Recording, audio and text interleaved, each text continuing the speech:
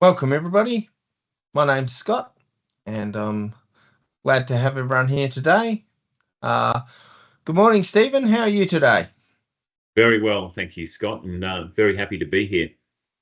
It's great to have you here. I'm excited to hear about the helpers panel. I haven't really used the helpers panel much, so I'm really looking forward to hearing about it and how you can use it. Thanks, Scott. It's a very interesting but not very commonly used panel, and I think I'm happy to present this video and to encourage people to use it because it is a real productivity tool from my point of view. Let's have a very quick look at where it is.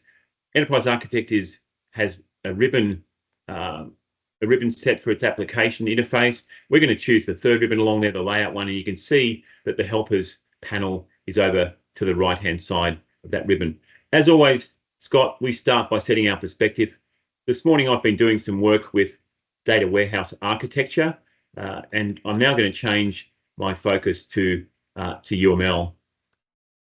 So there we have it. The interface changes, and I'm now focusing on UML things. I've got my navigation diagrams here, Scott, and I'm going to move through to one of our structural models. So I double click on that navigation cell. Here we have the structural diagrams, class, package, and instance models and things. I'm going to click on the class one, and there we have a class model for our urban parking meter system, which is a model of a digital parking meter system with solar panels and client communication and mobile apps and things like that. So let's have a look at our helpers panel. So you notice that the interface has got a number of items with checkbox next to them. What I can do is I'm going to select one of these, the sweeper. If I select that one there, and if I click in the diagram at a particular location, what it does is it allows me to move the elements that are in the direction of my mouse direction, where I move the mouse to. So I can move them there, and I can say Control Z to back out of that, and I can move other ones as well. For instance, if I'm up here, I can move all of these ones that are blue there into a new location. So, and I'm going to Control Z out of that as well. So that's a very useful feature, and you can imagine on a diagram that had like a database diagram or something that had a lot of different sections to it, you might want to move a section in a database diagram just to do with security, for example. So that's the sweeper. I'm going to turn that off for a tick, and I'm going to turn on the HV lock. So let's have a look at what that does. I'm going to select the parking meter element, and what you probably can't see is that this thing is moving in a horizontal direction. I can't move out of that channel now. It's saying, look, that parking meter, because I've got that lock on and I started moving in this horizontal direction, it is only allowing me to move in the horizontal. Very useful to, I just want this element to be moved over here a bit. I don't want it to be, moving in a vertical direction. I'll Control Z out of that and take another example with this vehicle one here, and I'm going to start moving in a vertical direction now. And I might want to line these up. Notice the helpers there, the little blue lines that are helping us with alignment. I'm going to drop that one there, but I've moved it vertically in the without any horizontal movement. So really quite useful to keep your diagrams, aligned properly. So you could use that to make sure that things are lined up properly so that the diagram stays neat, and keeping things in channels or swim lanes or in an appropriate area of the diagram. Is that correct? Yeah, exactly, Scott. So really useful when you've got a layout and you're happy with that layout, and you can see that it's like I said, it's kind of like even this, you can see it's sort of like a grid pattern. Everything's kind of lined up, and that makes it very, very presentable and very useful to an audience. It takes away some of the noise that sometimes happens when newcomers come to diagramming like this. They don't have the elements lined up, and it creates noise in the diagram. And of course, Enterprise Architect has got such powerful features for that alignment. But even though those are there, I'm able to kind of almost cheat in a way and just make sure that everything lines up from the jump. and I don't have to, to worry about, nudging something to the left or the right or nudging it top or bottom. So that's a useful thing. The other one, which I really love because I end up doing a lot of presentations, like we are doing now, is the presentation helper. So what that does is when I click on an element, you can see that the border changes. And if I'm discussing something and, I might want to say, look, we need to talk about parking sessions in a bit more detail. I might be in a stand-up meeting or another architecture meeting or something. And I can say, look, parking sessions are important and we need to think about the start and end time and what those attributes actually mean. And the audience can focus on that, that element specifically. So it's like having a pointer in a PowerPoint presentation exactly. to highlight exactly the details you're talking about. Yeah, that's great. That's exactly right, Scott. And I love this. I love this feature because quite often people get lost on diagrams, and sometimes some of the names are overlapping in large models, and this keeps them focused on that. The other thing that I like here, this other helper I like, is the show direction helper. Now, if you look at this model, it looks like we've got lots of different lines going between these elements, but I'm not sure, and I know the UML has got a sense of direction. Where is the connector going from the source to the target? Let's have a look at it and we'll talk about it. If I click on that, what it does is it looks at the element that's what we call the context element, the element that we've got selected, and it shows these connectors in different colors, right? So that's a powerful thing. Let's have a look at it on another diagram. Let's have a look at the deployment diagram, for example. Let's open that diagram up, and let's have a look at it here.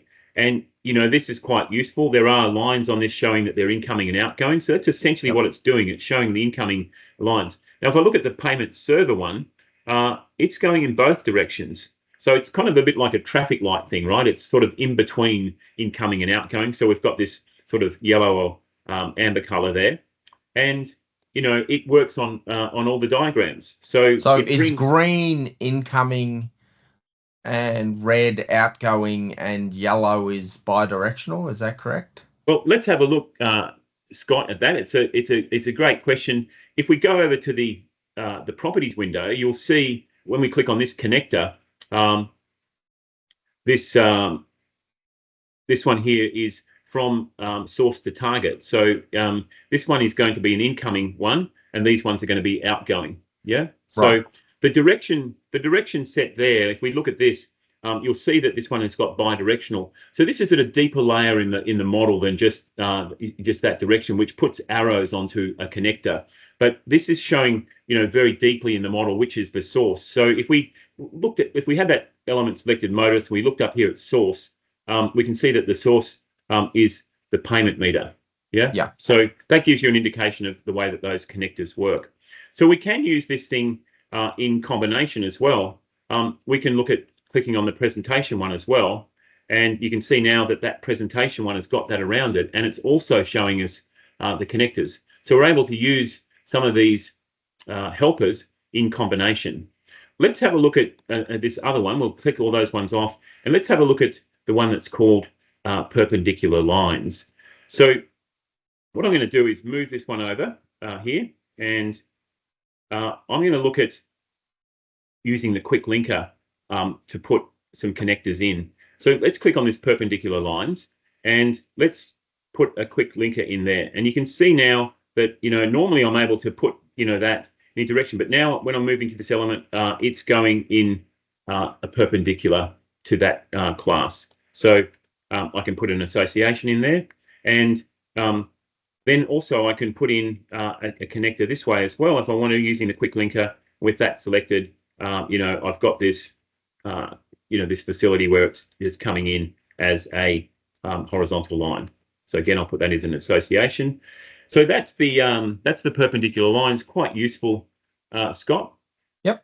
I can see under the helpers there's one that's grayed out. I think it says reorder messages.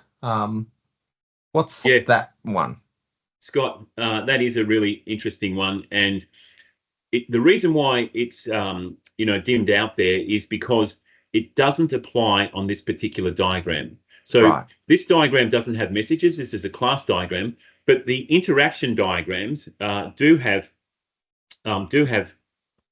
messages on them. So let's go and have a look at that. Let's collapse some of these things down here and have a look at our interaction diagrams. So our structural diagrams here, they're a type of behavioral diagram. Let's bring up a sequence diagram. So let's have a look at this process. We'll look at a different one. We'll find one that's got an interesting sequence on it. There we go. Let's have a look at that. Now, what's happening here is that if I was to try and change the location of this message, I can't change the order of it and put it in a different order. So it makes sense that the validate card comes first and then the process payment comes after that. But if it was a slightly different set of circumstances and I did want to move that process payment above that one, what I can do is select the reorder. You notice now on the sequence diagram that suddenly it is enabled. So it's enabled, yeah. Yeah, the tool is kind of smart. The interface is changing depending upon which diagrams are open. So now if I click that and watch what happens, I can actually move this connector above the other one. Yeah? So some of the options themselves are literally context sensitive, and depending on the context, they're either available or not available. Yeah, that's exactly right. And look, some people do a lot of work with sequence diagrams. If you're an engineer or an analyst or a developer, you're often working with these sequence diagrams, and having that locked and not allowing people to move it is a good practice. But there are circumstances where the order needs to be changed, and this gives that flexibility. That's great. Thanks, Stephen. Well, pleasure. I would like to encourage everyone to like, comment, and subscribe on our YouTube videos. Don't forget, you can check out these videos on the Spark Systems YouTube channel, and we encourage people to comment, ask questions, and we really look forward to hearing from you. So thanks for joining us today. I've learned a lot about helpers. Thanks, Stephen, for showing us something that haven't really seen much of, and look forward to seeing people join us on the Spark Systems YouTube channel again in the future.